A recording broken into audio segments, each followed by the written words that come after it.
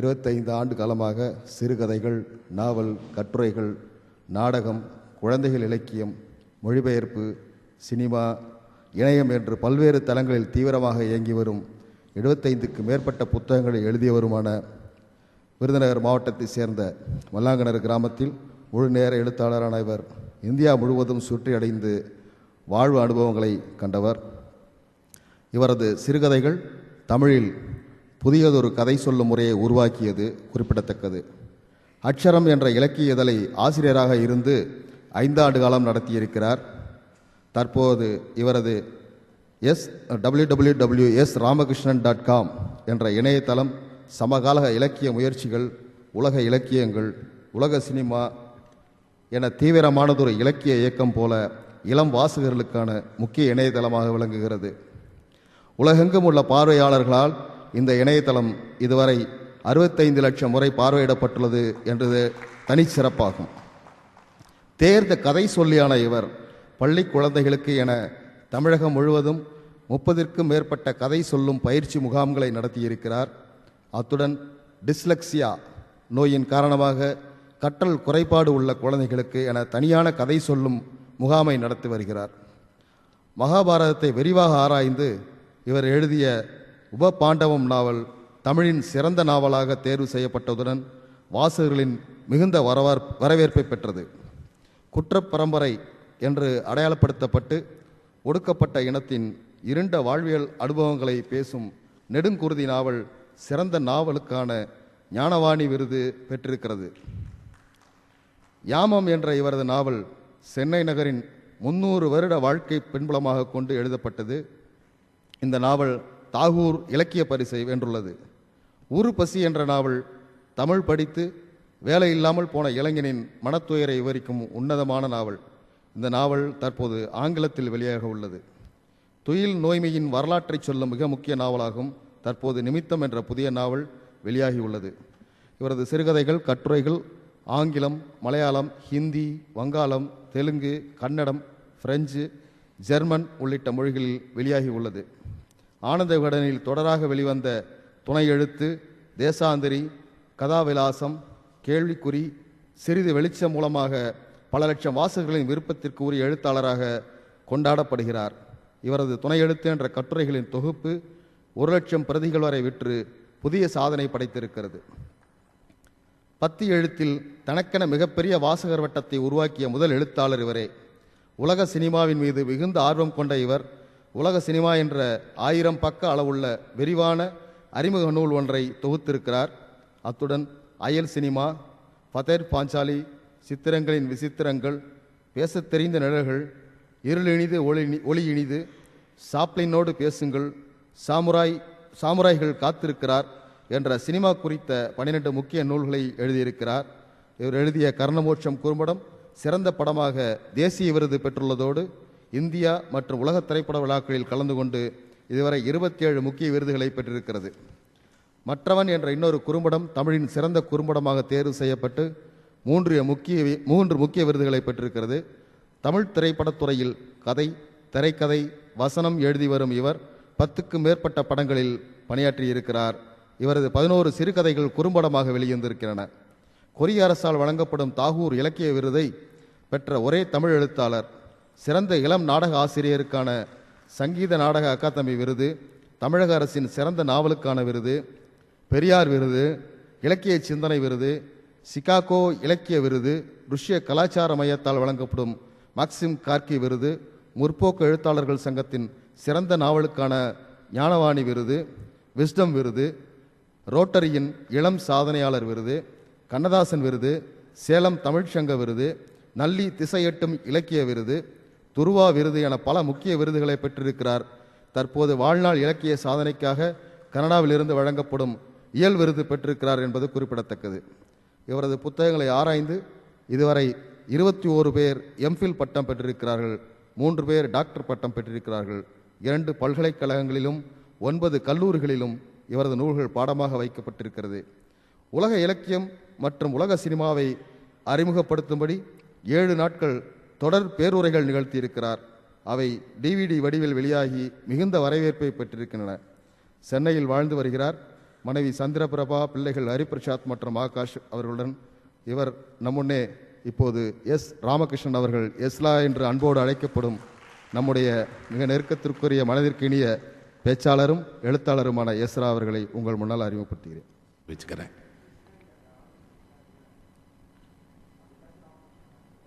காலம் தோறும் கதைகள் அப்படிங்கிற தலைப்பில் நான் பேசலாம் அப்படிங்கிறத முடிவு பண்ணியிருந்தேன். ஏன் கதைகளை பற்றி ஒரு எழுத்தாளன் பேசணும், அல்லது கதைகள் ஏன் ஒரு எழுத்தாளனுக்கு முக்கியமானது அப்படின்னா, தன் வாழ்நாள் முழுவதும் கதைகளை சொல்வதும் கதைகளை கேட்பதும் கதைகளை எழுதுவதுமாக வாழுகிற ஒரு மனிதனுக்கு கதைகள் தான் பேசுவதற்காக இருக்கிற முக்கியமான கருப்பொருள்.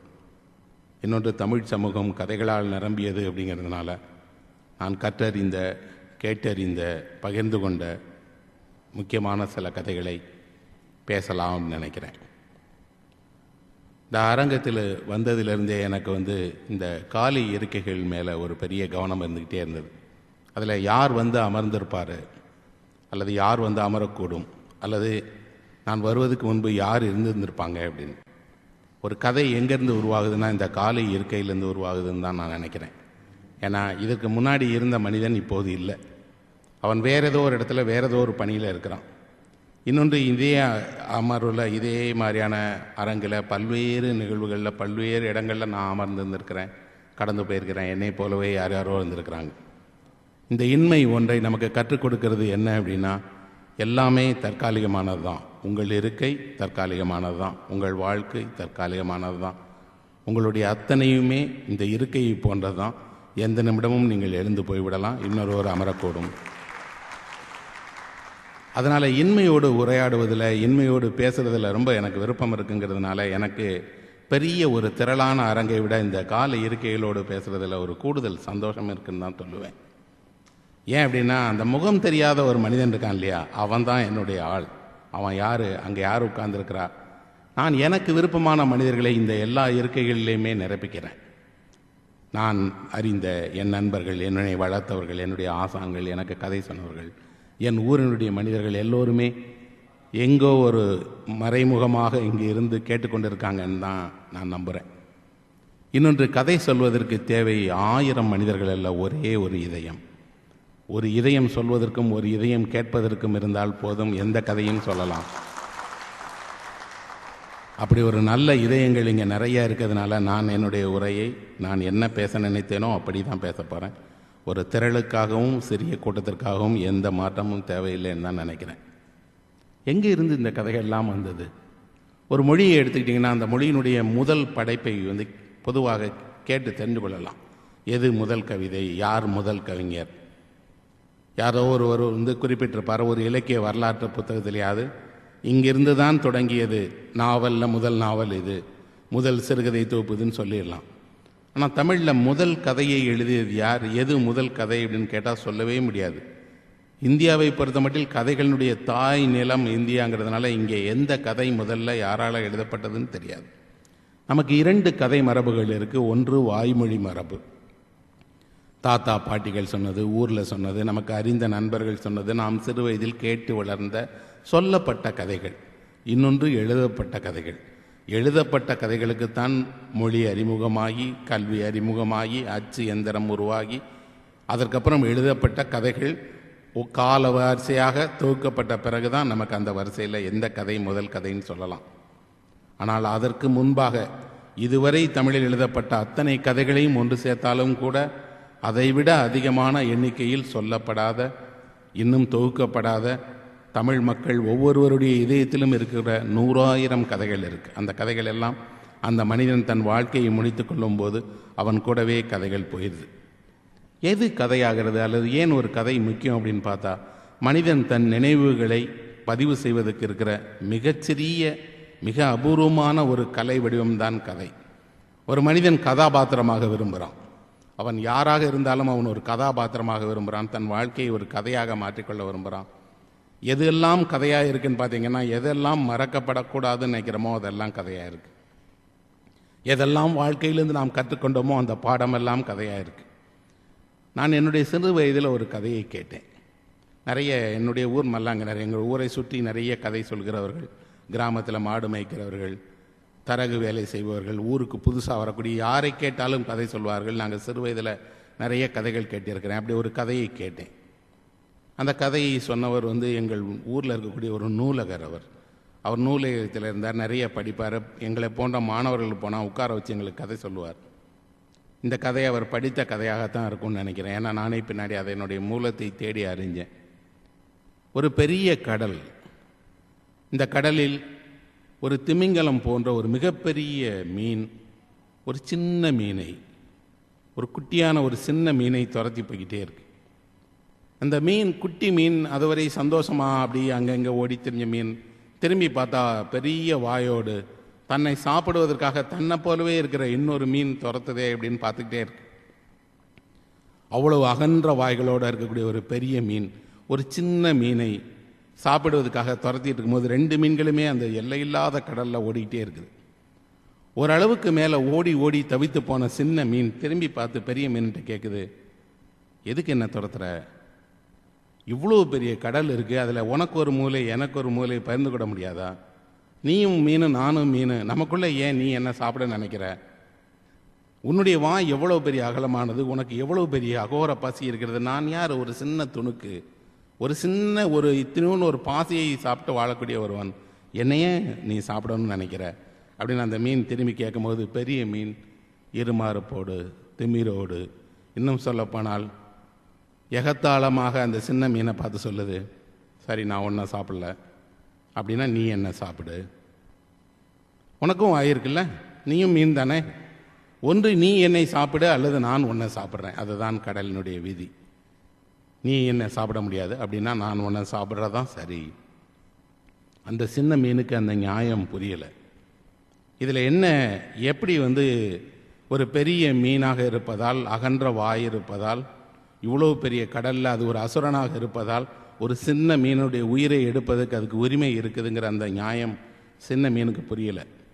ஆனால் அந்த சின்ன மீன் சொன்னது, இதுதான் நியாயம் என்றால் நீ என்னை கொல்லணும்னு அவசியம் இல்லை, நானே உனக்கு ஒப்பு கொடுக்குறேன், நீ என்ன சாப்பிட்டுக்கலாம். நான் இந்த கதையை அவர் சொல்லி முடித்த பின்னாடி இன்னைக்கு வரைக்கும் என் வாழ்நாள் பூரா யோசிச்சுட்டே இருக்கிறேன். அந்த சின்ன மீன் தான் நான், அந்த சின்ன மீன் தான் நீங்கள். அந்த சின்ன மீனை ஒரு பெரிய மீன் துரத்துவது போல தான் இந்த சமூகம், அதிகாரம், இதனுடைய உயர்நிலைகள், இங்கே இருக்கக்கூடிய அத்தனை அதிகாரத்தினுடைய உச்சமும் நம்மளை துரத்திக்கிட்டே இருக்கு. நாம் கேட்குறோம், நானும் மனிதன், நீயும் மனிதன், நீயும் ஒரு சாமானியன், நானும் ஒரு சாமானியன், உனக்கும் தாய் தந்தை இருக்காங்க, எனக்கும் தாய் தந்தை இருக்காங்க, உன் அகன்ற வாய்களை வைத்துக்கொண்டு ஏன் என்ன கவ பயிற்சிக்கிறேன் போதெல்லாம் அதிகாரம் நம்மளை பார்த்து திரும்ப திரும்ப சொல்லுது, அப்படின்னா நீ என்ன சாப்பிட்ரு. ஆனால் அப்படி சாப்பிடுவதற்கு நம்மளால் இயலாது. ஒரு சாமானியன் பலி ஆவதை தவிர இந்த சமூகத்தில் வேறு ஒன்றுமே கிடையாது. கொத்து கொத்தாக பல்லாயிரம் தமிழர்கள் செத்தாங்க.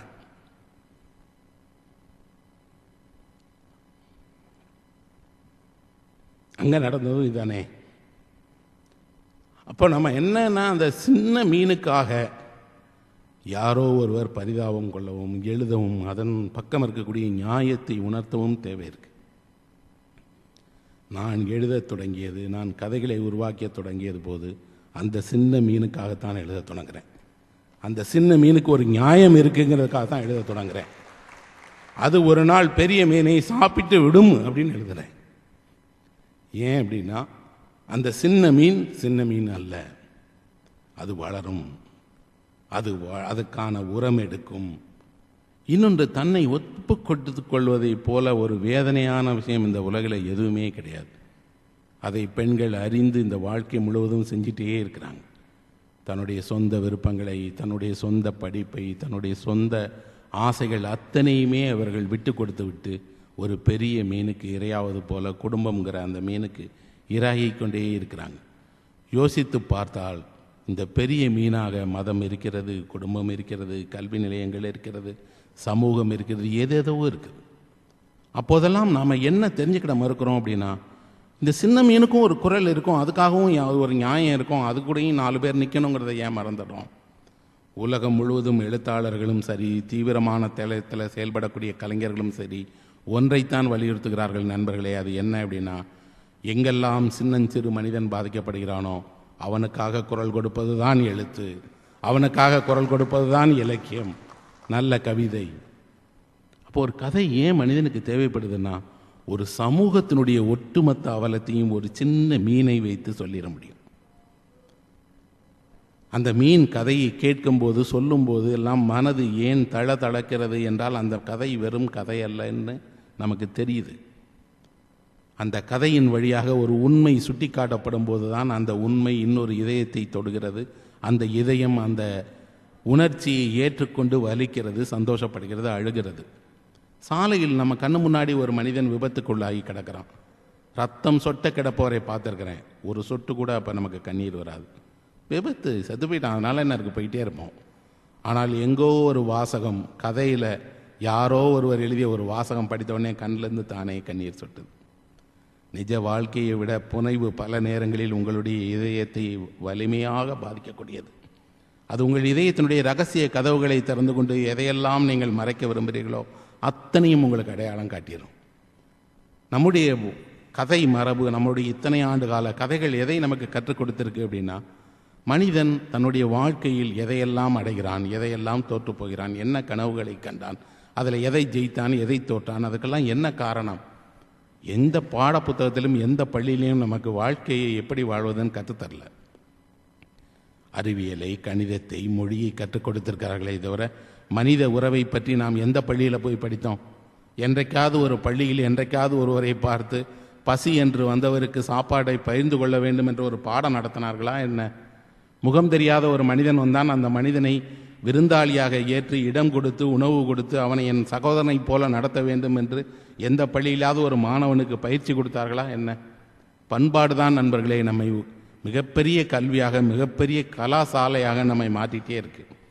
நான் ஒரு பண்பாட்டில் வளர்ந்தேன். அந்த பண்பாடு என்னை தமிழோடும், தமிழ் மொழியோடும், அதனுடைய இலக்கியங்களோடும், இந்த நிலத்தோடும் என்னை சேர்த்து வாழ வைத்துட்டே இருக்கு.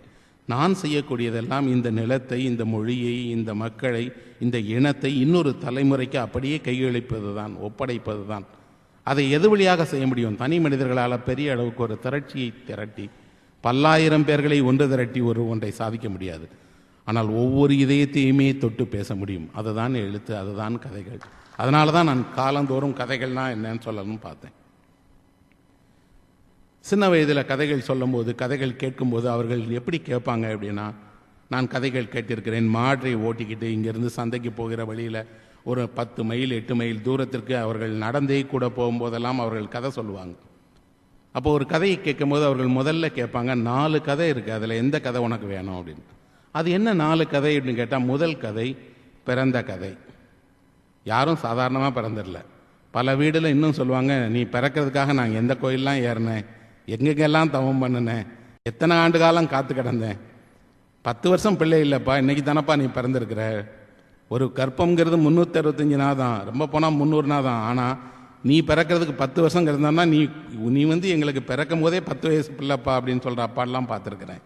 ஏன் அப்படின்னா, ஒருவன் பிறக்கிறது விரும்பனான பிறப்பில்லை, பிறப்பு ஒரு கதை.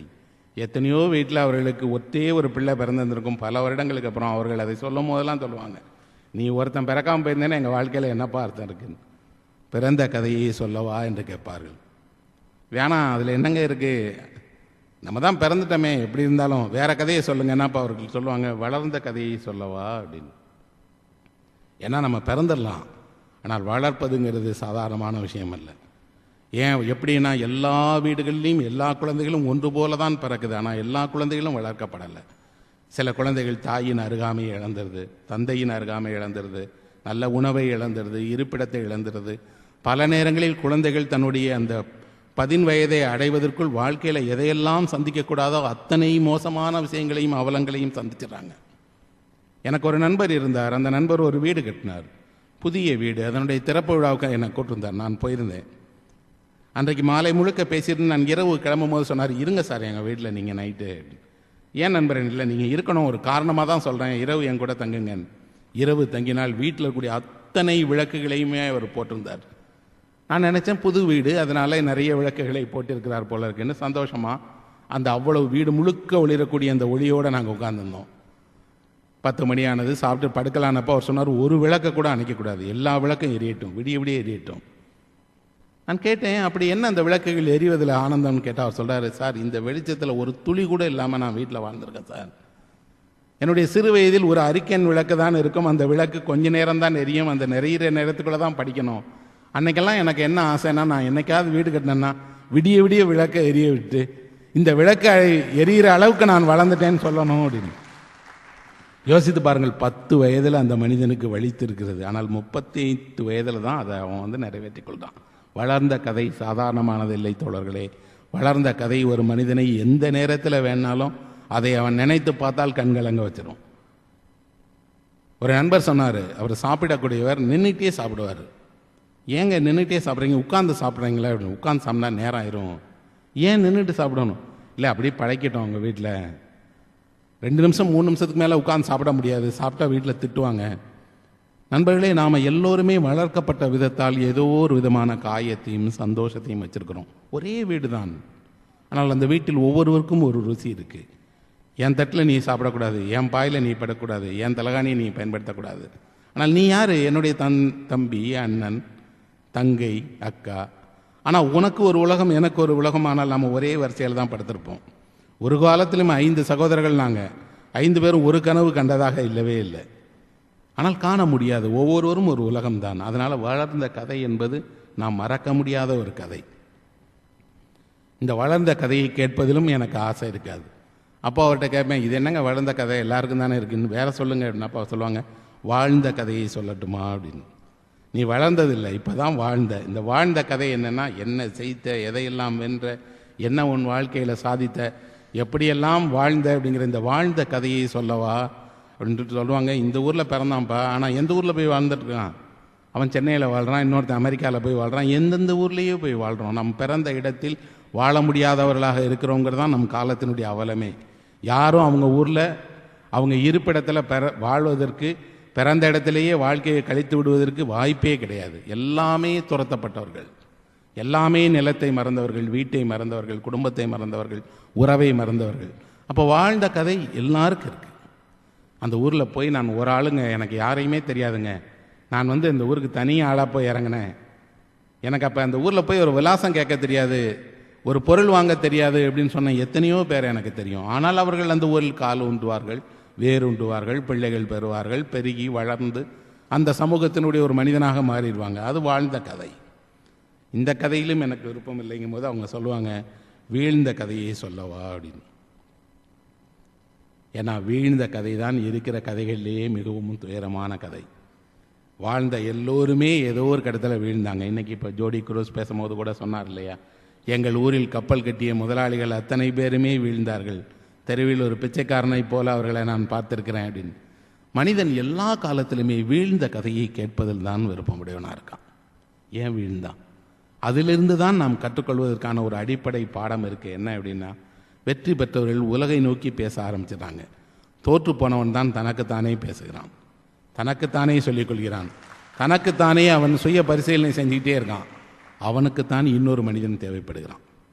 நான் எப்போவுமே தோற்று போனவர்களுடைய கதையை கேட்கிறேன், அவர்கள் கதையை சொல்கிறேன். ஏன் அப்படின்னா, அந்த தோற்று போனவனுடைய இதயம் தான் ஒரு நிகழ்ச்சியில் தோற்று போட்டதாக நினைக்கிறதே இல்லை. தனக்கு ஒன்றுமே இல்லை, பரிவான ஒரு கையை இல்லை, பரிவானவர்களுடைய அன்பு இல்லை, எனக்கென்று இந்த உலகத்தில் ஒரு சிறு இடங்கூட இல்லை அப்படின்னு அவன் நினைக்க ஆரம்பிச்சிடான். அப்படி இல்லை, செயலில் தான் தோற்றிருக்கிறாய். அப்படி செயலில் ஒரு முறை தோற்றவர்கள் எத்தனையோ முறை ஜெயித்திருக்கிறார்கள். உலகம் இந்த பகடை ஆட்டத்தில் யாரை வேண்டுமானாலும் உன் கூட வச்சு ஆட வைக்கும், உனக்கு வெற்றிக்கான இடம் வரும். அப்போ இந்த தோற்றவனுக்கு சொல்வதுக்கு நிறையா இருக்குது. அப்போ வீழ்ச்சியினுடைய கதையைத்தான் நம்ம வாழ்க்கையில் திரும்பி திரும்பி பார்க்குறோம். ஒரு சமூகம் வீழ்ச்சி அடைஞ்சிருக்கு, ஒரு இனம் வீழ்ச்சி அடைஞ்சிருக்கு, ஒரு மொழி வீழ்ச்சி அடைஞ்சிருக்கிறது. மனிதர்கள் தன்னுடைய அடிப்படை அறத்தை அத்தனையுமே மறந்து ஒரு பெரும் வீழ்ச்சியை சந்திக்கிற நம்ம காலத்தில் வாழ்ந்துட்டுருக்குறோம். அப்போ நம் காலம் வீழ்ச்சியினுடைய காலம் என்னால் வீழ்ச்சியினுடைய பாடலை பாடுவது தான் இங்கே ஒரு கவிஞனின் வேலை. வீழ்ச்சியினுடைய கதையை சொல்வது தான் ஒரு படைப்பாளியுடைய வேலை. அப்படி வீழ்ச்சி என்ன நமக்கு கற்றுக் கொடுக்கிறதுனா, நாம் நினைப்பது போல இது ஒரு நாளில் நடந்துடல. ஒரு இனத்தை அழிக்கணும்னு நினச்சிங்கன்னா முதல்ல அந்த இனத்தினுடைய மொழியை அழிக்க வேண்டும்னு சொல்லுவாங்க. அது தொடர்ந்து நடந்து கொண்டே இருக்கு.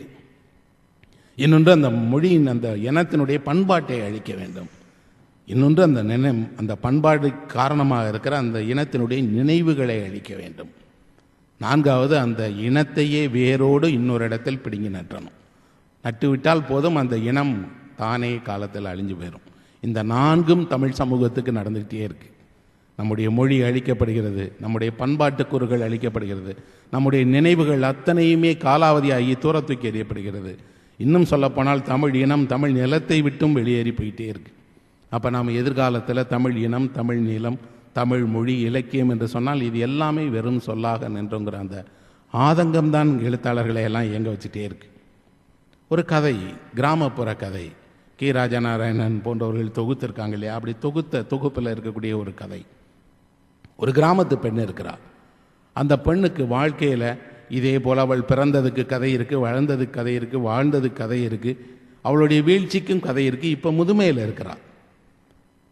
மருமகன் மகள் வீட்டில் தங்கி இருக்கிறா. அவர்களுடைய வீட்டில் இவளை ஒரு முதியவருங்கிற காரணத்தால் சாப்பாடு போட்டு ஓரமாக உட்கார வச்சுருக்காங்களே தவிர அவளுடைய பேச்சை யாரும் கேட்குறதே கிடையாது.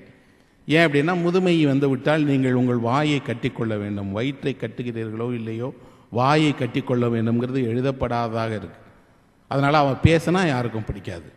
இந்த தாய் தான் நீங்கள் பேசுவதை ஒவ்வொரு சொல்லாக கேட்டு ரசித்தவர்.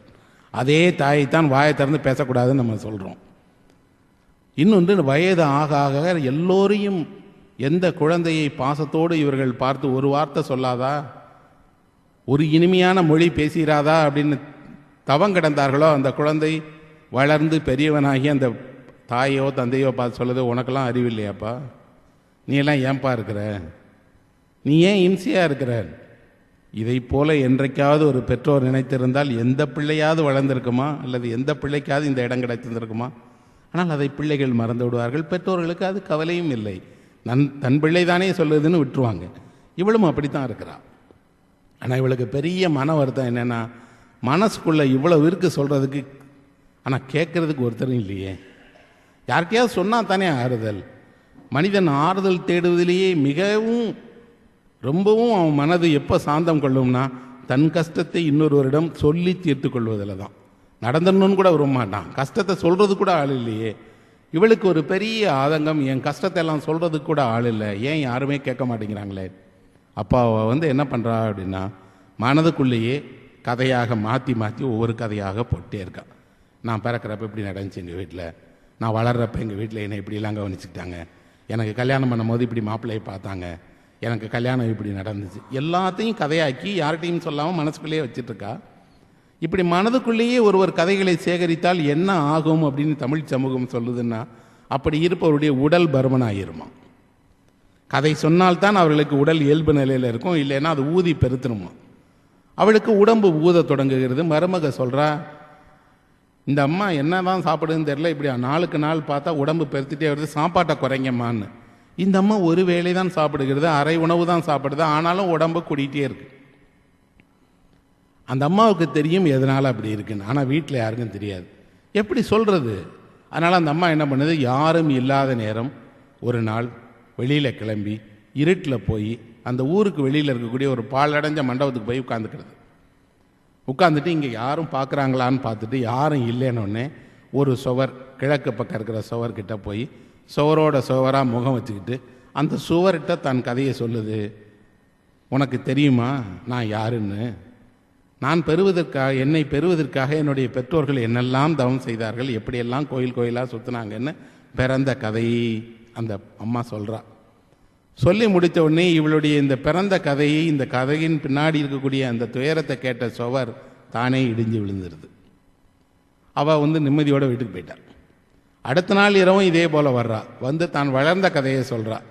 ஒரு பொம்பளை பிள்ளை எங்கள் வீட்டில எல்லாம் எப்படியெல்லாம் என்னை பொத்தி பொத்தி பார்த்தாங்க, எப்படியெல்லாம் என்னை வளர்த்தாங்க, என்னெல்லாம் ஆசைப்பட்டு கல்யாணம் பண்ணி கொடுத்தாங்கலாம் சொல்கிறா. அந்த மேற்கு சுவரும் இவளுடைய கதையை கேட்டு இடிஞ்சிருது. அதுக்கடுத்த நாள் வாழ்ந்த கதையை சொல்கிறா. அடுத்த நாள் வீழ்ந்த கதையை சொல்கிறா. அந்த மண்டபத்தினுடைய 4 சுவர்களுமே இடிஞ்சு விழுந்துருது. விழுந்து முடிந்தால் அவளுடைய இடையெல்லாம் சீராகி சாதாரணமான வயதான மூதாட்டியாக வீட்டில் போயிருக்கிறா. இப்போ மருமக கேட்குறா, 4 நாளாக பார்க்குறேன், எங்கேயோ போகிறீங்க வர்றீங்க, இப்போ ஆளும் மெலிவாயிட்டீங்களே, என்ன செஞ்சீங்க அப்படின்னு. அந்த அம்மா ஒன்றுமே சொல்லலை. ஆனால் ஒரு பிச்சைக்காரன் சொன்னால், இங்கே ஒரு மண்டபம் இருந்துச்சு, இந்த மண்டபத்தை காணவே யாரோ ஒரு ஆள் இரவோடு இரவாக இடிச்சிட்டாங்க போல இருக்கே அப்படின்னு சொல்லிட்டு அவன் சொல்கிறான், மண்டபத்தை யாரோ இடிச்சிட்டாங்க. யார் இடித்தாங்கன்னு விசாரிக்கும் போது பார்த்தா இந்த அம்மா தான் போயிருக்கு. அப்போ இந்த அம்மா போய் ஒரு மண்டபத்தை இடிச்சிருச்சுன்னு சொல்லி இந்த அம்மா மேலே விசாரணை வைக்கிறாங்க. அப்போ அந்த அம்மா சொல்கிறா, ஐயா நானாக இடிக்கலை, நான் சொன்ன கதையை கேட்டு இந்த கற்சுவர்கள் கூட தானே இடிந்து விழுது, ஆனால் இந்த கல்லுக்கு இருக்கக்கூட மனசு கூட ஏன் சார் உங்களுக்கெல்லாம் இல்லை? என்னுடைய மகனுக்கு மகளுக்கு இந்த கல்லுக்கு இருக்கிற ஈரம் கூட இல்லைன்னா நான் இந்த கல்லிடம் சொல்லி தானே ஆறுதல் தேடணும்னு. இந்த கதையை யார் சொன்னாங்கன்னு தெரியாது, ஏன்னா இந்த கதையில் எழுத்தாளர் பேரெல்லாம் இல்லை, எந்த ஊரில் சொன்னான்லாம் இல்லை. ஆனால் இந்த கதையை சொன்னவன் இதை வாழ்ந்து பெற்ற அனுபவத்திலிருந்து சொல்லியிருக்கிறான். இந்த கதையை இத்தனை 1000 வருடங்களாக தமிழ் சமூகம் திரும்ப திரும்ப சொல்லிக்கிட்டே இருக்குது. நான் உட்பட பலரும் பல காலங்களிலும் இந்த கதையை திரும்ப திரும்பி சொல்லிக்கிட்டே இருக்கிறோம். ஏன் சொல்கிறோம் அப்படின்னா, இந்த கதை எல்லா காலத்துக்குமான நிஜமாக இருக்குது. எல்லா காலத்திலும் என் மனசில் ஒரு விஷயம் இருக்குது, நான் சொல்கிறேங்க அப்படின்னு சொல்லி யாராவது சொல்ல வந்தால் முதல்ல நம்ம சொல்கிறது, உன் கதையை யார் கேட்டா, உன் வேலையை பார்த்துட்டு போ. அப்போ உனக்கென்று ஒரு கதை கூடவா இருக்கக்கூடாது? ஒரு பெண் தனக்கென ஒரு கதையை கூட சொந்தமாக வைத்து கொள்ளக்கூடாதுன்னு நினைக்கிற ஒரு சமூகமாக இருந்தால் அந்த சமூகத்தில் எப்படி பண்பாடு மேலோங்கி இருக்கும்? ஒரு வீடு, அந்த வீட்டில் இருக்கக்கூடிய கணவர் வெளியில் போகிறாரு, அந்த கணவர் இருக்கிற வரைக்கும் அந்த வீடு பார்த்திங்கன்னா சத்தம் இல்லாமல் அமைதியாக எல்லாமே இருக்குது. அவர் வெளியில் போயிடுறாரு, போக ஆரம்பித்தோடனே அவரவர்கள் அவருடைய பாடை பார்க்குறாங்க, டிவி போடுறாங்க, பேசுகிறாங்க, சிரிக்கிறாங்க, எல்லா நடவடிக்கைகளும் இருக்குது. அப்போ திருப்பி வர்றாரு, எல்லாமே திருப்பி சத்தம் குறைஞ்சிருது, அவங்களுடைய நடவடிக்கை எல்லாம் குறைஞ்சிருது. நான் இதே போல் என்னுடைய நண்பர் வீடுங்கிறதுனால அவரிடம் கேட்டேன், அவருடைய மனைவியிட்ட தான் கேட்டேன். அவர் வெளியில் போனோடனே ரொம்ப சந்தோஷமாக இருக்க மாதிரி இருக்குது, திருப்பி வந்த உடனே இதாகிடுச்சுன்னு. அப்போ அவர் சொன்னாங்க, நீங்கள் கதையெல்லாம் எழுதுவீங்கள்ல, எங்கள் வீட்டுக்கு ஒரு கதை இருக்குது, எங்கள் கதைக்கு யார் கதாநாயகன்னா அவர் தான், அவரை பற்றி தான் அவ்வளோ கதையுமே இருக்குது, ஆனால் அவருக்கு அந்த கதைகள்லாம் இருக்குதுன்னு தெரியாது. நான் அவர்கிட்ட கேட்டேன், என்ன நண்பா உங்களை பற்றி வீட்டில் எல்லாரும் கதை வச்சுருக்காங்கன்னா, அப்போ அவர் சொல்கிறாரு, எனக்கு தெரியும் சார், நான் போன உடனே இவங்கெல்லாம் வந்து இந்த கதையை பேச ஆரம்பிச்சிடுறாங்க, இது இங்கே மட்டும் இல்லை சார், என் ஆஃபீஸ்லேயும் இப்படி தான் அப்படிங்கிறார். நான் சொன்னேன், நீங்கள் மெல்ல ஒரு கதாபாத்திரமாக மாறிக்கிட்டே வரீங்க, உங்கள் அலுவலகத்தில், உங்கள் வீட்டில், உங்களுடைய நண்பர்கள் மத்தியில் அப்படின்னா உங்களோட ஏதோ ஒரு முக்கியமான பிரச்சனை இருக்குது, நீங்கள் கொஞ்சம் கூர்ந்து பாருங்கள், சரிப்படுத்தி கொள்ளுங்கள். இன்னொன்று, நீங்கள் உங்களையே கேலி செய்து கொள்ளுங்கள், அதில் என்ன தவறு இருக்குது? ஒன்றுமே கிடையாது. உங்கள் பிள்ளைகளோடு மனைவியோடு உங்களுடைய பலம் பலவீனத்தை கேலி செய்து கொள்ளுங்கள், பகிரங்கமாக திறந்து காட்டுங்கள், அதில் என்ன இருக்குன்னு சொன்னார். இல்லை சார், நான் வீட்டுக்கு போய் அதெல்லாம் பேச ஆரம்பித்தா அவங்க யாரும் என்கிட்ட பேச மாட்டாங்கன்னு. அவர்கள் பேச மாட்டார்கள் இல்லை, நீங்கள் கேட்க மாட்டீர்கள்ங்கிறது தான் பிரச்சனை. அவர்கள் பேச தயாராகத்தான் இருக்கிறார்கள். ஆக கதை நமக்கு ஒரு பரிமாற்றுவதற்கான பொருளை போல இருக்குது, ஒரு இனிப்பு பண்டத்தை போல, ஒரு குளிர்பானத்தை போல, பிடித்தமான ஒரு உணவை போல அது உங்களுக்கு தருது. மனிதனுக்கு மட்டும்தான் கதை வேணுமா அப்படின்னு கேட்டால் மனிதனுக்கு மட்டுமல்ல, நம்ம ஊரில் கடவுளுக்கும் கதை வேணும். இது வரைக்கும் கதை இல்லாத ஒரு கடவுளை காட்டுங்க, எல்லா கடவுளுக்கும் கதை இருக்குது. அவர் எங்கே பிறந்தார், எப்படி வளர்ந்தார், அவர் வீட்டில் என்ன பிரச்சனை. இதில் மனிதன் எந்த அளவுக்கு சாதுரியம் வைக்கவன்னா அவனோட சகல பிரச்சனைகளையும் கடவுளுடைய பிரச்சனையாகவும் மாற்றிடுவான். கடவுளுக்கும் 2 பொண்டாட்டி, கடவுளுக்கும் 5-6 பிள்ளைங்க. இதில் கடவுளுக்கும் என்ன பிரச்சனைனா, பையங்களை வச்சுருக்கக்கூடிய கடவுளை அடுத்து யார் அப்படிங்கிறதுல பெரிய மண்டையை போட்டு பிச்சுட்டு இருப்பார். 2 பிள்ளைகளில் யார் பதவிக்கு வர போகிறார், அவன் தனி ராஜ்யத்தை வேற உருவாக்கிடுவான். அப்போ நம்ம ஊரில் எதுக்கு கடவுள் உருவாக்கப்பட்டிருக்கிறார்னா, நம்ம கடவுளும் நம்மளோட சகல பாடுகளையும் அனுபவிக்கணும். அதுலேயும் பார்த்தீர்கள் என்றால், இந்த திருமணம் நம்ம ஊரில் ஆண்களுக்கு பெண்களுக்கு மட்டும்தான் பிரச்சனைன்னு பார்த்தா, நம்ம ஊரில் கூட பெரும்பகுதி கடவுள்களுக்கு இதுதான் பிரச்சனை.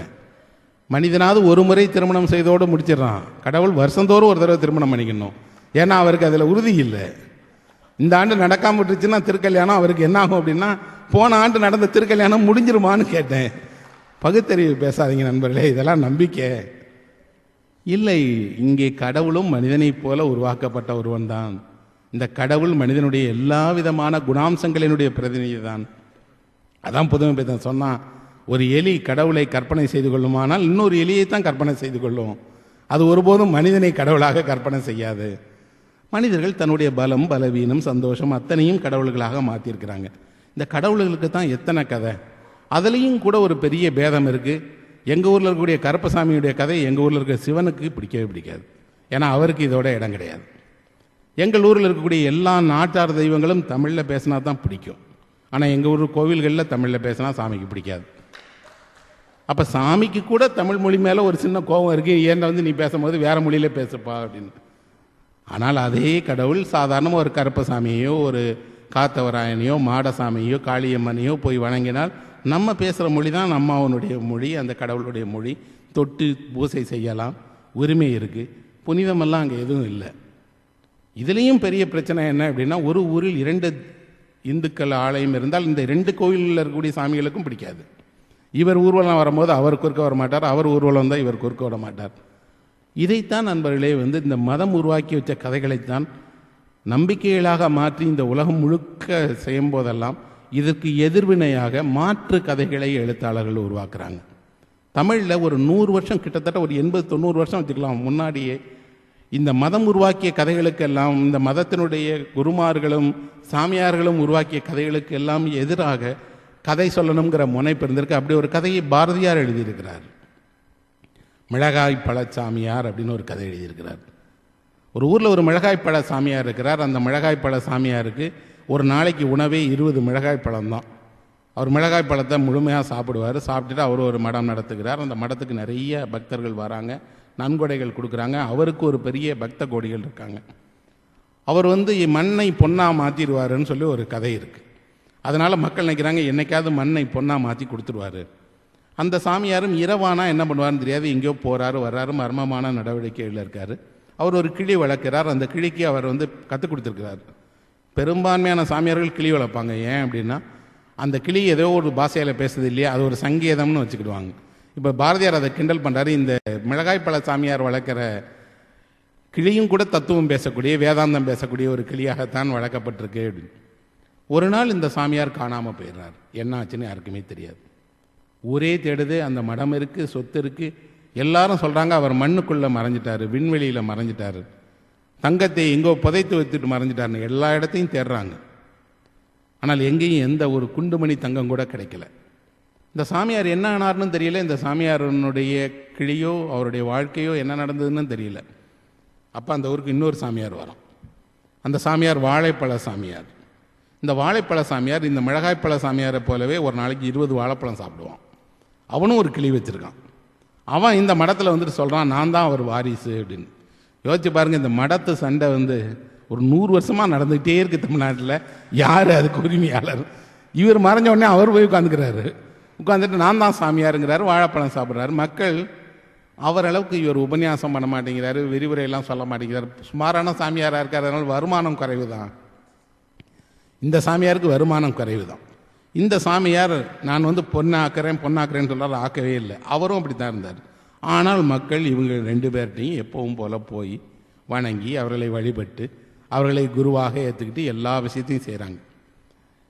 அந்த மிளகாய்ப்பழ சாமியாரனுடைய இடத்தில் வாழைப்பழ சாமியார் உட்காந்து மடம் வளர்ந்துட்டு வர்றதுனால ஒரு நாள் திடீர்னு மிளகாய்ப்பழ சாமியாரே தன் கிளியோடு வந்துடுறாரு.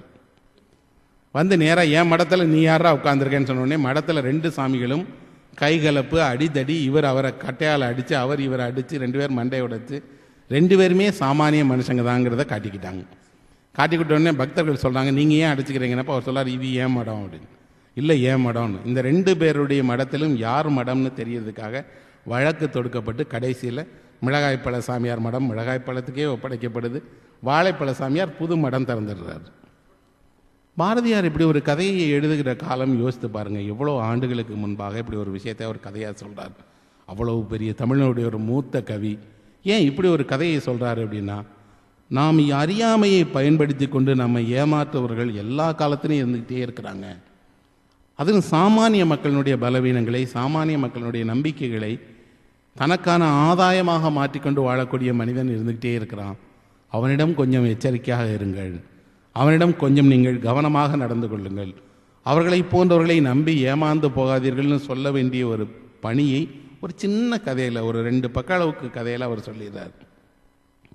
இன்றைக்கு படிக்கும்போதும் அந்த கதை நமக்கு நெருக்கமான ஒரு கதையாக இருக்கிறது. நிறைய பல்வேறு நினைவுகளை அந்த கதை காட்டுகிறதுன்னா, அப்போ நமக்கு என்ன தெரியுதுன்னா, காலந்தோறும் கதைகள் எதற்காக எழுதப்பட்டிருக்குன்னா, மனிதனை வழி நடத்தவும், அவனுக்கான அறத்தை சொல்லவும், இன்னும் சொல்லப்போனால் அவன் எதையெல்லாம் நம்ப வேண்டும் எதையெல்லாம் நம்பக்கூடாதுன்னு சொல்கிறதுக்கும் ஒரு பெரிய ஒரு சாளரத்தை போல, இன்னும் சொல்லப்போனால் ஒரு புது வெளிச்சத்தை போல அவனுக்கான வழியை காட்டுது. இந்த மரபு ஒரு நவீன கதையாக வளர்ந்தது புதுமை பித்தனிடமிருந்து தான். தமிழில் எனக்கு தெரிந்தவரை மிகப்பெரிய ஒரு சிறுகதையினுடைய ஒரு ஆளுமைன்னு நான் புதுமைப்பித்தனை தான் சொல்லுவேன். புதுமைப்பித்தனில் தொடங்கி இன்றைக்கு வரைக்கும் கிட்டத்தட்ட ஒரு 80-90 ஆண்டு காலத்தில் தமிழில் அவ்வளவு சிறப்பான கதைகள் வந்திருக்கு. ஒரு மொழி வேறு எந்த மொழியிலையும் இவ்வளவு வேறுபட்ட எழுத்தாளர்கள் கதைகள் வந்திருப்பாங்களா அப்படின்னு தெரியாது.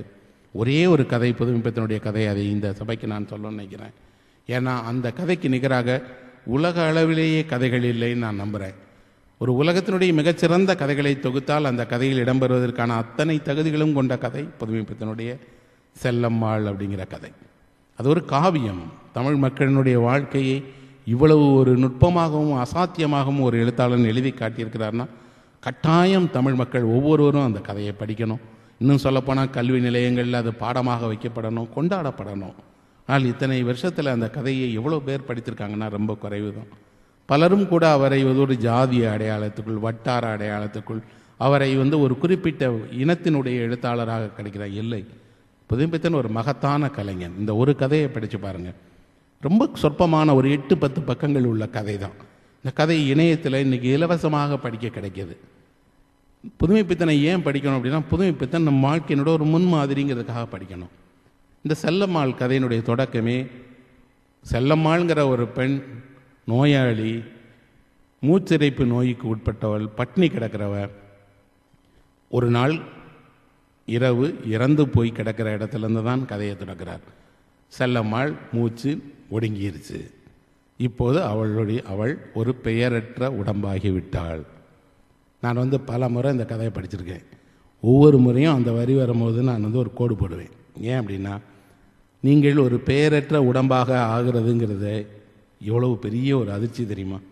நேற்று வரைக்கும் அவர் செல்லம்மாள், அவருடைய மனைவி, பார்த்து வைத்தியம் பண்ணிகிட்டு இருக்கிறாரு. வரும்போதெல்லாம் அந்த வீட்டில் விளக்கு எரிந்தால் மனைவி நலமாக இருக்கிறாள்னு அர்த்தம். விளக்கு எரியாமல் இருந்தால் அவளுக்கு நோக்காடு, அவள் முடியாமல் இருக்கிறான். அதனால் அவர் தெருவில் வரும்போதே பிரம்மநாயகம் பிள்ளைக்கு தெரியும் தன் வீட்டில் இன்னைக்கு மனைவி எப்படி இருக்கிறா. இந்த மாதிரி வந்தவருக்கு மனைவி இறந்து போகிறா. பெயரற்ற உடம்பாக அவள் அங்கே படுத்திருக்கதை அவர் பார்க்குறார். கிட்ட தூக்குறாரு.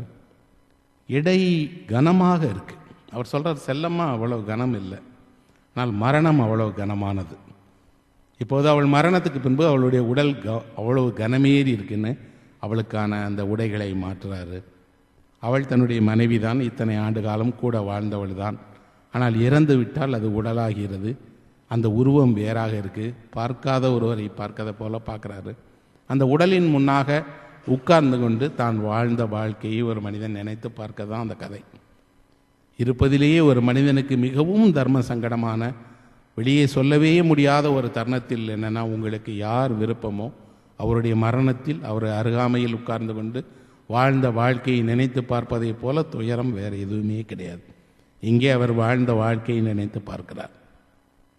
நினைத்து பார்க்கும்போது அவருக்கு அவங்க 2 பேரும் ஊரில் இருந்தது, வாழ முற்பட்டது, பிள்ளைகள் பிறந்தது. இன்னும் சொல்லப்போனால் பிழைப்பதற்காக இந்த சென்னை நகரத்துக்கு வந்தது. வரும்போதே அவங்க சொல்லிடுறாங்க, இங்கே கொஞ்ச நாள் இருப்போம், பிறகு ஊருக்கு போயிடுவோம். அப்படி சொல்லி வந்த யாருமே இது வரைக்கும் ஊருக்கு திரும்பி போகவே இல்லை. அது ஒரு சும்மா ஒரு சமாதானம் தானே, கொஞ்ச நாள் கழித்து ஊருக்கு போயிடுவோங்க அப்படின்னு அவரே சொல்கிறார். அந்த கதையில் பிரம்மநாயகம் பிள்ளை பல நேரம் தோணும், இந்த மெட்ராஸில் என்ன இருக்குது, எதுக்காக நம்ம இங்கே கிடந்து இவ்வளோ கஷ்டப்படுறோம், பேசாமல் ஊருக்கு போயிடலாம் தானேன்னு. அப்போ தோணும், ஊரில் என்ன இருக்குது அங்கே போய் அவமானப்படுறதுக்கு. திருப்பியும் போய் அதே மனுஷங்க, அதே உறவுகள், அவர்கள் வாழ்ந்தாலும் பேசுவார்கள், வீழ்ந்தாலும் பேசுவாங்க. அதுக்கு முகம் தெரியாத இந்த ஊர்லேயே இருந்துட்டு போயிடலாமே. புறநகரில் தான் வசிக்கிறார். ஒரு சின்ன வீடு, அதில் அவரும் அவருடைய மனைவியும் ஜவுளி கடையில் வேலை பார்க்குற ஒரு குமாஸ்தா அவர். அந்த மனைவிக்கும் அவருக்கும் ஒரு முக்கியமான விஷயம் அடிக்கடி நடக்குது. என்ன அப்படின்னா, அவர்கள் 2 பேரும் மனம் சோறும் போதெல்லாம் ஊர்க்கதை பேச ஆரம்பிப்பாங்க. ஊரில் யார் எப்படி இருக்கிறா, அத்தை வீட்டில் எப்படி இருக்குது, மாமா வீட்டில் எப்படி இருக்காங்க, அவங்களுக்கு என்ன ஆச்சு, இவங்களுக்கு என்ன ஆச்சுன்னு. புதுமைப்பித்தன் சொல்கிறாரு, மனிதனுக்கு ஊர்க்கதை என்பது ஒரு போதை, அது கட்டாயம் வேணும். ஏதோ ஒரு ஊரில் போய் உட்காந்துட்டு நம்ம ஊரை பற்றியே பேசிகிட்டே இருக்கணும். ஊருக்கு போமான்னா போக மாட்டோம். ஆனால் அதை பற்றி பேசுவதில் ஒரு சுகம் இருக்குது. அந்த ஊர்க்காரனை பார்ப்பதில் ஒரு சுகம் இருக்குது. யாரோ ஒரு ஃபோனில் உங்கள் ஊர் தாங்க அப்படின்னு சொன்னாங்கன்னா பக்கத்தில் கை தொடுற மாதிரியே இருக்குது. அது என்ன அப்படின்னா, ஊர் ஒரு போதை தரக்கூடியது, ஒரு லகரி அப்படின்னு சொல்கிறார். அதை பற்றி பேசி கணவனும் மனைவியும் என்ன பண்ணுவாங்களாம், ஊருக்கே போயிட்டு வந்த திருப்தியை அடைஞ்சிருவாங்க. அப்புறம் பல நேரங்களில் அவர் மனைவி சொல்லுவாங்களாம், பொங்கலுக்கு போயிடலாங்க இந்த வருஷம் அப்படின்னு. சரி, பொங்கலுக்கு 4 நாள் விடுபடுத்திட்டு போயிடலாம் அப்படின்னு எல்லாம் திட்டமிடுவாங்க. ஆனால் போக முடியாது. அது அவர்களுக்கு தெரியும். ஆனால் அதுதான் நகர வாழ்க்கை. நகர வாழ்க்கைக்கு நீங்கள் வந்துட்டீங்கன்னா, இதுக்கு பழகிட்டீங்கன்னா, நீங்கள் எதை திட்டமிட்டாலும் திட்டமிட்டது நடக்காது. திரும்பி நீங்களாக ஏதாவது ஒரு நாள் துரத்தப்பட்டால் போவீங்க, அவ்வளோதானே தவிர தானே நடக்கவே நடக்காது. ஆனால் இவர்கள் ஆசைப்பட்டே இருக்காங்க, போகலாம் போகலாம் போகலாம், ஊரில் ஏதோ இருக்குது அப்படின்னு. எப்போதாவது யாராவது ஒருத்தர் அரிதாக ஒரு கடிதமோ அல்லது ஏதாவது ஒரு மனிதரை பார்த்து விட்டாலோ போதும், மொத்த ஊர் ஞாபகமும் வந்துடுது. அந்த அம்மா இந்த புதும்பித்தனுடைய கதையில் வரக்கூடிய அந்த அம்மா கணவர்கிட்ட சொல்கிறாங்க, அப்படி யாராவது கடிதம் போட்டாங்கன்னா அதை படித்த உடனே இப்பயே ஊருக்கு போயிடணும்னு தோணுது. ஏன்னா அவங்கெல்லாம் ஊரில் இருக்காங்க, நம்ம இங்கே இருக்கிறோமே அப்படின்னு. அவர் சொல்கிறார், அங்கே போய் என்ன செய்வேன், உனக்கு என்ன இருக்குது, இடம் இருக்கா, இருப்பிடம் இருக்கா, வீடு இருக்கா, மனிதர்கள் இருக்காங்களா? ஊர் நம்ம தான் ஊரை நினச்சிக்கிட்டு இருக்கமே தவிர ஊர் நம்மளை பற்றி நினைக்கல. அதில் வெளியேறினோம்லாம் வெளியேறி போயிட்டேருன்னு சொல்லுது அப்படின்னு சொல்கிறார். ஆனால் இந்த கணவனும் மனைவியும் ஒரு தள்ளாமையோடு நோய்மையோடு தான் வாழ்ந்துட்டு இருக்கிறாங்க. அந்த அம்மாவுக்கு ஒரே ஒரு ஆசை தான் இருக்குது, என்னென்னா பண்டிகைக்கு ஒரு புது புடவை வேணும். ஜவுளி கடையில் தானே வேலை பார்க்குறீங்க, 4 புடவை எடுத்துகிட்டு வாங்க, அதுலேருந்து ஒரு நல்ல புடவை நான் எடுத்துக்கிறேன். இவர் கடன் கேட்டு அந்த புடவையை வாங்கி வர்றாரு. வந்த அன்னைக்கு தான் இந்த அம்மா முடியாமல் படுத்துருக்குறாங்க. சிகிச்சைகள் பண்ணுறாரு, தூக்கி வைக்கிறாரு, காஃபி போட்டு தர்றாரு, எல்லாம் பண்ணுறாரு. அந்த இடத்துல தான் நண்பர்களே தமிழில் ஒரு ஒப்பற்ற பகுதியை புதுமை தான் எழுதியிருக்காரு. என்னென்னா, அந்த அம்மாவுக்கு நினைவு தப்பிடுது. இவர் தான் அந்த அம்மாவை தூக்கி உட்கார வச்சு காப்பி போட்டு கொடுக்குறாரு. ஆனால் அந்த அம்மா முழிச்சு பார்த்த உடனே இவர் தெரியலை. மாறாக அந்த அம்மாவுக்கு என்ன நினைவு வருதுன்னா, தன்னுடைய அம்மா சென்னைக்கு தனக்கு பணிவிடை செய்வது போல் அவன் நினைக்கிறான். நினச்சிட்டு இவர்கிட்ட சொல்கிறா, எம்மா நீ எப்பம்மா வந்த அப்படின்னு. இவரும் தான் அவள் கணவன்கிறத மறைச்சிக்கிட்டு, இப்போ தான் வந்தேன், உன்னை பார்த்துட்டு போகலான்னு தான் வந்தேன்னு அவளுடைய தாயை போலவே ஒரு பாவனை செய்கிறார். அப்போ அந்த அம்மா சொல்கிறா, இந்த மனுஷன் மோசமான ஆள், ஊருக்கு போகலான்னு சொன்னால் விடவே மாட்டேங்கிறாரு. நல்ல வேளை நீயாவது என்னையை காப்பாற்றினம்மா, என்னை கூட்டிகிட்டு போயிரு. நான் இத்தனை வருஷம் இந்த ஆளோட இருந்து எல்லா அவத்தையும் பட்டுட்டேன், நீ என்னை கூட்டிகிட்டு போயிருன்னொடனே இவர் அந்த பெண்ணுடைய தாயை போலவே சொல்கிறாரு, அப்படியெல்லாம் கவலைப்படாத, நான் இருக்கேன், நான் உன்னை பார்த்துக்கிறேன், நான் கூட்டிகிட்டு போகிறேன், நீ இதெல்லாம் மனசில் வச்சுக்கிடாத, நீ தூங்குன்னு திரும்பவும் நினைவு தப்பிடுது. அடுத்து கொஞ்சம் சிகிச்சையெல்லாம் பண்ணி திரும்ப நினைவு வரும்போது அந்த அம்மா கேட்குறாங்க, எப்போ வந்தீங்க அப்படின்னு. இப்போ தான் வந்தேன் அப்படிங்கிறார். இந்த பாவனை இருக்கு இல்லையா, திடீர்னு நீங்கள் உங்களுடைய மனைவிக்கோ அல்லது உங்கள் பிள்ளைகளுக்கோ இன்னொருவராக மாறி ஒரு பாவனையை செய்கிறார். அந்த இடத்தில் தான் அவருக்கும் அந்த அம்மாவுக்கு இருக்கக்கூடிய இத்தனை ஆண்டு கால உறவு வெளிப்படுது. அந்த அம்மாவுக்கு தன்னை விட அவளுடைய தாய் முக்கியம். அவர்களையெல்லாம் விட்டு நாம் இவளை அழைச்சிட்டு வந்துட்டோம், ரொம்ப தூரம் கூட்டிகிட்டு வந்துட்டோம்.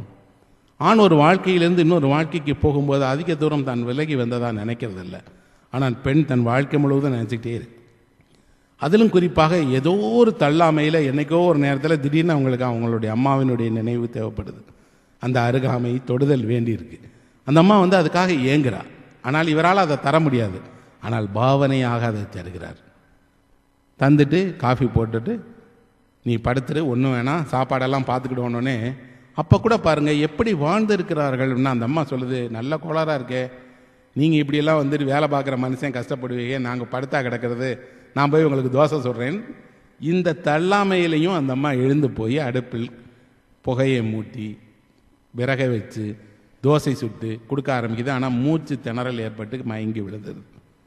இவர் தூக்கி விடுகிறார். தூக்கி விடும் போது அது அவ்வளவு ஆண்டுகளுக்கு அப்புறமும் கூட ஒரு கூச்சத்தோடு இருக்கு, என்ன வெக்கங்கட்ட மனுஷனாக இருக்கீங்க அப்படின்னு. யார் இருக்கிறார் அந்த உலகத்தில்? அவங்க 2 பேரை தவிர. ஆனால் அவர்களுக்குள்ள என்றைக்குமே மாறாத ஒரு இளமையும் ஒரு புதிய தம்பதிகளுக்கான அந்த துடிப்பும், இன்னும் சொல்லப்போனால் தன் வயதை மறந்த ஒரு அன்பும் இருந்துக்கிட்டே இருக்கு. அந்த மனைவி தான் இப்போ இறந்து போயிருக்கிறா. அந்த மனைவியை தான் தன்னால் காப்பாற்ற முடியல. அந்த மனைவியினுடைய சாவுக்கு கூட எங்கேயோ ஒரு ஊரில் இருந்து நீ ஆள் சேரணும். எல்லாவற்றையும் விட பெரிய விஷயம், இறந்த பெண்ணை உட்கார வைத்து நிறை நாளி நெல் வைத்து விளக்கு வைத்து அலங்காரம் பண்ணி எல்லாம் செய்யும் போது அழுவதற்கு கூட அங்கே யாரும் ஆள் இல்லை. அதுதான் சென்னை, அதுதான் நகரம். இப்படி ஊரில் நிச்சயமாக நடக்கவே நடக்காது.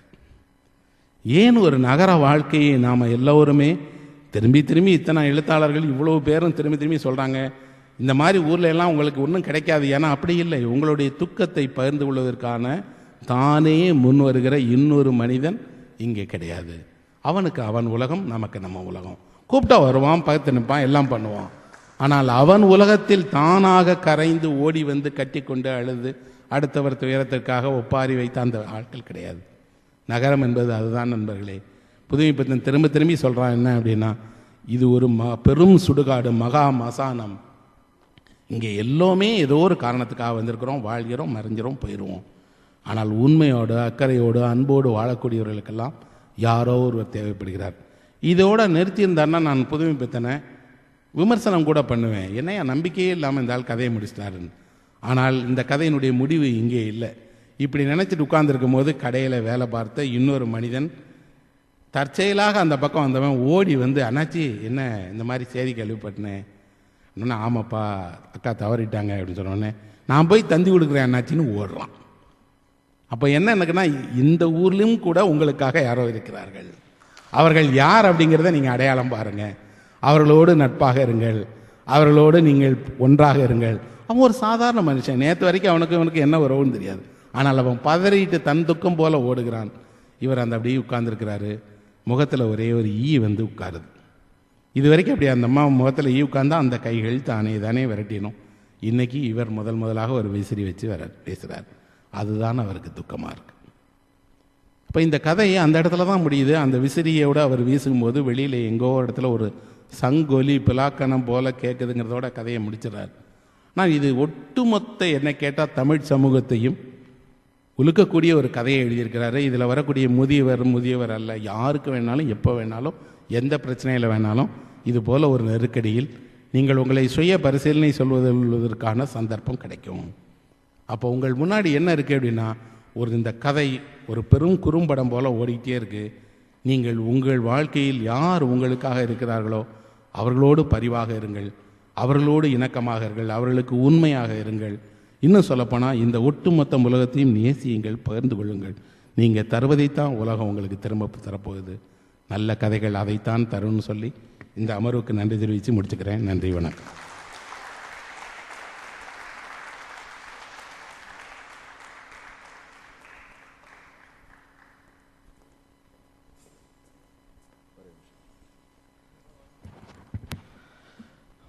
நம்முடைய எஸ்ரா அவர்கள் முதல் காதலை போல முதல் கதை படித்ததையும் நினைவுபடுத்தி சின்ன மீன் பெரிய மீனை விழுங்குவதில் போட்டியில் ஆரம்பித்து பிறந்த கதை, வளர்ந்த கதை, வீழ்ந்த கதை வரை நம்மை நினைவுபடுத்தி, இப்போ வாழ்ந்த கதை, வீழ்ந்த கதை வரை நம்மை நினைவுபடுத்தி, அதை எல்லாவற்றையும் விட மனித உறவுகள் தான் முக்கியமானது, அது எந்த இடத்திலேனும் நமக்கான உறவுகளை தேடி பிடித்து நாம் பழகிக்கொள்ள வேண்டும் என்ற நிலையில் நம்மை நிறுத்தி நெஞ்செல்லாம் நிறைய வைத்த அவர்களுக்கு, எஸ்ரா அவர்களுக்கு நன்றி. இப்பொழுது சென்னை லிட்ரரி அசோசியேஷன் பிரசிடென்ட் கோ ஒளிவண்ணன் அவர்கள் நினைவு பரிசை வழங்குவார்கள்.